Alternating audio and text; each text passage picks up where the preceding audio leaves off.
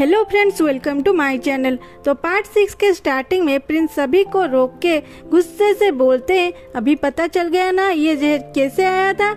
लेकिन रानी रो अब तक ये नारा दे रहे थे कि मैंने ही मेरे भाई को जहर दिया है, क्या ये सही था? राजा बोलते हैं, यू तू अपसेट मत हो। रानी थोड़ी सी घबरा गए थे, इसीलिए कुछ भी बोल रहे थे। ये सुन के यू चिल्लाते हैं, मैं कैसे अपसेट ना हूँ? क्या रानी रो राजा के मौत को हल्के में ले रहे थे? मुझे क्यों लग रहा है कि रानी को पहले से पता था कि राजा मरने वाले हैं और उन्हें क्या मुझ पे उंगली करना आसान लगा? क्या कोई भी येरा गेरा मुझ पे उंगली कर सकता है? रानी की बोलती बंद थी, वो चिल्लाना चाहते थे पर राजा के सामने यू को कुछ नहीं बोले। यान यू का ये रवैया देख के टेंशन में आ गई। तभी यू यान को आंख मारते हैं और यान सोचती है ये कितना ड्रामा कर रहा है। राजा रानी को बोलते हैं, रो अब भी यू को माफी मांगो, आगे से कभी भी मेरे भैया को नीचा दिखाने की कोशिश भी मत करना। रानी बोले, मुझे माफ कर दो यू। यू सुन के भी रानी को रिप्लाई नहीं दिए और बोले, राजा अब ठीक है तो मैं भी यहाँ से जा रहा हूँ। और वहाँ से चले जाते हैं। राजकुमार उनके पीछे पीछे जाते हैं, ये बोल के, चाचा आप गुस्सा मत कीजिए, पर चाचा मेरी बात सुनिए। इधर राजा पूछते हैं, यान कहाँ है? यान सामने आती है। राजा फिर बोलते हैं, तुम्हारे वजह से मैं अब तक ठीक हूँ, बोलो तुम्हें क्या चाहिए? यान बोलती है, मुझे कुछ नहीं चाहिए, बस मेरे पापा को ढूंढ लीजिए। राजा बोलते हैं, जनरल ये हमारे लिए बहुत कुछ किए हैं, मुझे भी बुरा लगता है कि वो 3 साल से लापता है, मैं उन्हें ढूंढने की पूरा कोशिश करूंगा। यान की माँ राजा को थैंक्स बोलती है। फिर राजा बोलते हैं, तुम उसे शादी करने वाली हो, फिर भी अगर तुम हाँ बोलोगे तो तुम्हें यहाँ राजवेदे की पोजीशन भी दिया जाएगा। यान बोलती है, मेरी माँ अब तक ठीक नहीं हुई, मुझे घर में उनकी ख्याल लेनी होगी, मुझे नहीं लगता कि मैं इतनी बड़ी पोस्ट के लिए सही हूँ। राजा बोलते हैं, आज से तुम यहाँ के राजवेदे हो, जब तुम्हारी मर्जी होगी तुम आके काम कर सकते हो। और हाँ, यू का तबियत भी ठीक नहीं रहता, उस पर भी ध्यान देना। यान राजा को थैंक्स बोलती है और सोचती है, क्या तुम ये छोटे मोटे लालच दे के यू पे नजर रखना चाहते हो? दूसरे सीन में यान अपने माँ के साथ राजमहल से बाहर आती है।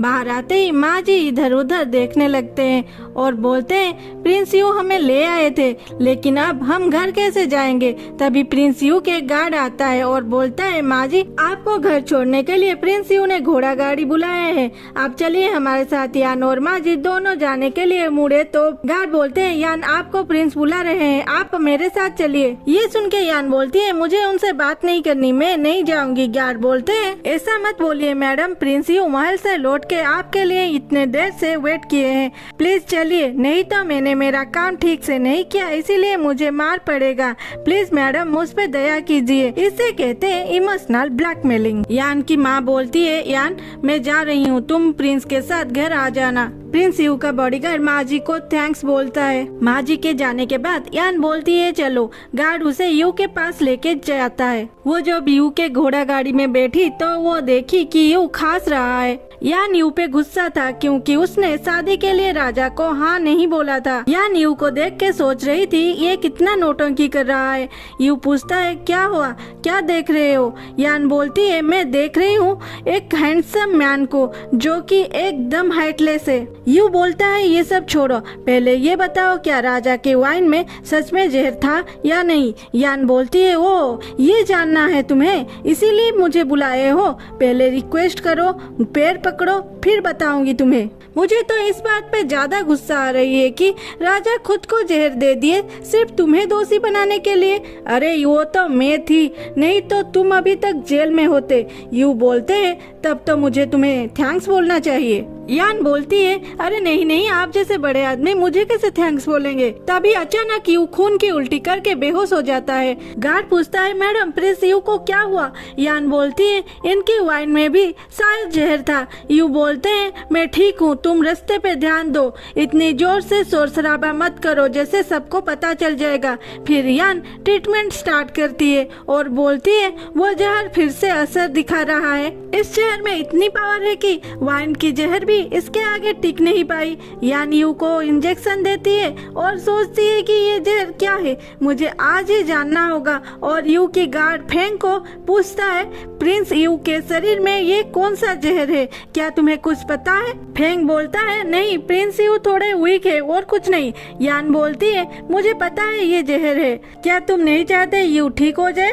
फेंग हड़बड़ाते हुए पूछता है मैडम क्या आप प्रिंस को सच में ठीक कर सकते हैं? यान बोलती है मुझे कुछ पता होगा तब ना मैं ठीक कर सकूंगी, अब तो बोलो क्या है ये? फेंग बोलता है एक जहर है जिसे हम लाल जहर भी कहते हैं, जो कि हर महीने में 5 दिन के लिए अपना असर दिखाता है, बाकी दिनों में यू ठीक होते हैं। यान फेंग को एक मेडिसिन देती है और बोलती है ये लो, ये मेडिसिन प्रिंस यू को हर दिन खिलाना, ये इस जहर को मिटा नहीं सकता लेकिन उन्हें थोड़ी राहत मिलेगा। फेंग बोलता है थैंक यू मैडम और यान को उसके घर के आगे छोड़ देता है। कुछ ही देर में यू का होश आता है, होश आते ही वो गुनगुनाता है क्या यान चली गई, लेकिन मैं और थोड़ी देर उसके पास रहना चाहता था। इसके बाद क्या होता है देखते हैं अगले एपिसोड पे। तब तक के लिए कमेंट कर दो, सब्सक्राइब कर दो, लाइक भी कर दो और भी कुछ करना है तो कर दो। Bye bye, Tata.